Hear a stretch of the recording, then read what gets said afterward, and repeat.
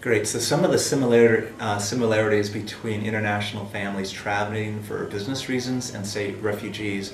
First, some of the differences I just want to point out. Internationally mobile families in business, for example, are doing it voluntarily in general, whereas the refugee family is doing it involuntarily.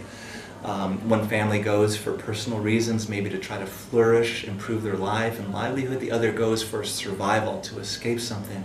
So there are lots of similarities, which I'll get into, but some basic differences between these two families. They have their different needs and different issues, and it's important to recognize both of them.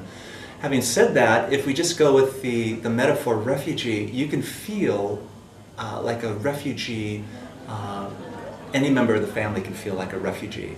So if you feel like you don't fit in your international relocation, even if it's like business and not an actual refugee, you could feel very much like a misfit, out of touch, concerned, anxious. So that refugee status can affect any member of the family unless we prepare them and support them as they make the international transition into the new location. Well, having said those things, let me just share some of the similarities I believe that exist and why it's relevant to also focus on refugees and internationally displaced people or internally displaced people, in addition to what we often usually focus on in FIGT. First thing is a sense of control or lack of control. Anytime you relocate or go through a transitional experience, the fundamental human issue of control, how can I control my environment, how can I get my needs met, who's safe, that happens no matter where we are or the conditions under which we find ourselves. So feeling out of control with accompanying emotions of fear and anxiety are common. Second, we're very much dependent on others.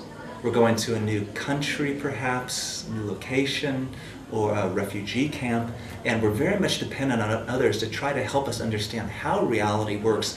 How do we get our basic needs met? And so fundamental to this experience for both are your activities of daily living and fundamental human needs, so that you can survive and excel, hopefully, so that you can really make it. At a more emotional level, the commonalities between refugee, internally displaced person, and those that are on some type of business or overseas assignment is a sense of grief, a sense of loss. You've left a lot of things, possessions, personal friendships, experiences that are meaningful for you, and whether you're a refugee or the other status, there can be a sense of grief, and having to work through that grief in a way that promotes resilience is really key. Not everyone knows how to do it or can do it effectively, and that can make or break a person's experience either in a refugee camp or in an overseas type assignment. Another area of commonality has to do with you're going to a new culture. A refugee camp might be very much influenced by the protocols established by the United Nations Refugee Agency, or going to a different culture. The protocols would be, influenced perhaps by the organization that they require, interacting with the culture there that you're mingling with. So you're going to a new culture, and you have to figure out what that culture is and how to get your needs met in that new culture. One final thought is that I'd just like to plug the notion of resiliency. One of the positive outcomes for relocation, whether it's voluntary or involuntary, is the development of resiliency. So how we make the hardship, how we make the struggles, the uncertainties work for us so that we can grow through it.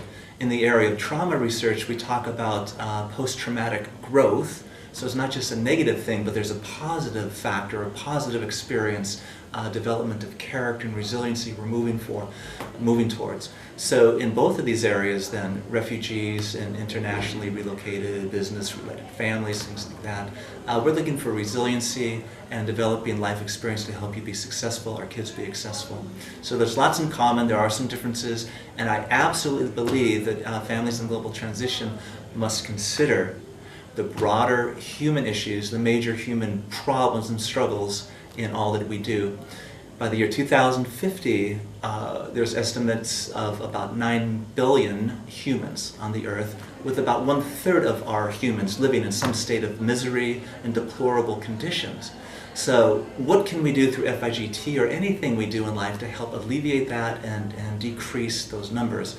We're heading towards some very, very difficult times, and I think FIGT, if we focus on refugees and others who maybe not be so resource rich or well endowed, I think we'd be doing humanity a service, and I think that's great if we go in that direction. Thank you.